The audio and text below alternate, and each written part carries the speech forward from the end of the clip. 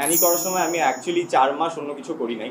আমি ৪ মাস একদম আমার অন্যান্য যত কাজ ছিল আমি সবকিছু বন্ধ করে দিয়ে আমি জাস্ট এটাতেই ফোকাস ছিলাম। সাদ ভাই এসে বলতেছে, হাই ইয়াশ, আমি আব্দুল মোহাম্মদ সাদ, আমি একটা কাজ করতে চাই আপনার সাথে, চলেন আমরা একটু বসি। আমি খুব প্লেজেন্টলি সারপ্রাইজ হয়েছিলাম how how humble he is and what a nice person he is.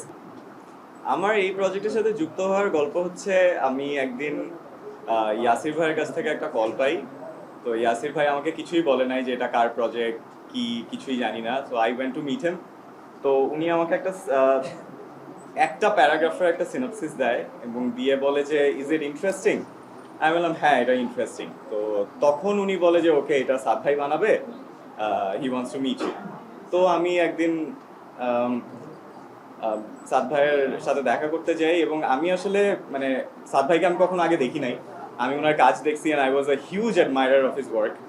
And আমি এক্সপেক্ট করছিলাম যে ওকে, সাদ ভাই আসবে, আমি উঠে দাঁড়াবো, সালাম দিব। বাট সবচেয়ে মজার বিষয় হচ্ছিল কি, আমি বসেছিলাম, সাদ ভাই এসে বলতেছে, হাই ইয়াশ, আমি আব্দুল মোহাম্মদ সাদ, আমি একটা কাজ করতে চাই আপনার সাথে, চলেন আমরা একটু বসি। আমি খুব প্লেজেন্টলি সারপ্রাইজ হয়েছিলাম how how humble he is and what a nice person he is. তো ওইখান থেকেই আসলে শুরু, মানে he told me the story, he gave me the script to read. আর হ্যাঁ, সাদ ভাইয়ের সাথে কাজ করতে গেলে একটা লম্বা প্রসেসের মধ্যে দিয়ে যেতে হয়, বিকজ সাদ ভাইয়ের ক্যারেক্টার্স গুলা আর নট সামথিং দ্যাট যেটা খুব ইনস্ট্যান্টলি করে ফেলা যায়। You really have to get into the world of that story. And প্রতিদিন, এবং আমি ওই কাজটা করার সময়, অ্যানি করার সময় আমি অ্যাকচুয়ালি ৪ মাস অন্য কিছু করি নাই। আমি ৪ মাস একদম আমার অন্যান্য যত কাজ ছিল আমি সব কিছু বন্ধ করে দিয়ে আমি জাস্ট এটাতেই ফোকাস ছিলাম।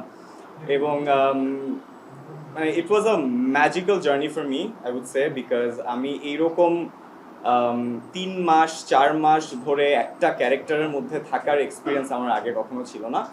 অ্যান্ড হ্যাঁ, এটাই that's how I got into the film.